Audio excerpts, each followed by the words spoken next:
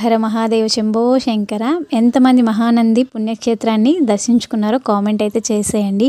నిజంగానే అక్కడ కోనేట్లో 3 కోనేర్లు ఉన్నాయి. ముందు 2 కోనేట్లలో పొగలు వస్తున్న అంటే కోనేర్లు అయితే ఉన్నాయి. అంత వేడిగా ఉన్నాయి. నెక్స్ట్ ఇంకో కోనేరు ఉంది. అక్కడ కూడా ఏంటంటే చాలా వేడిగా ఉంటాయంట. మన మహానంది పుణ్యక్షేత్రం మొత్తం ఒక కోనేటి పైనే ఉండిద్దంట.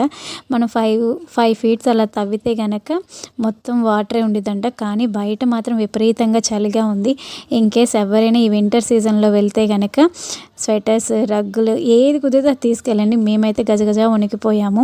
మేము అన్నీ తీసుకెళ్ళినా అంత వణికాము. సో ఈ మహాక్షేత్రాన్ని అయితే ఖచ్చితంగా దర్శించుకోండి ఎవరైనా ఉంటే గనక. నేను నిజంగా లైఫ్ టైం ఎక్స్పీరియన్స్. ఎప్పుడైనా మనం తెలియని దాన్ని చూస్తున్నప్పుడు ఎంత ఆశ్చర్యపోతామో అలాగే ఉంది నా మైండ్లో. ఇప్పటికీ నేను అక్కడే ఉండిపోయినట్టు అనిపిస్తుంది. ఇవన్నీ కొన్ని ప్రదేశాలు అయితే ఉన్నాయి. ఇంకా అవన్నీ చూసుకుంటూ మేమైతే ఆ రోజంతా మహానందిలో ఉండేసరికి నిజంగా మా చేత మమ్మల్ని పిలిపించుకున్నాడేమో అనుకున్నాము. అలాగే స్పర్శ దర్శనం కూడా చేసుకున్నాము. ఆయన్ని 2 చేతులతో పట్టుకున్నప్పుడు గూస్ బంప్స్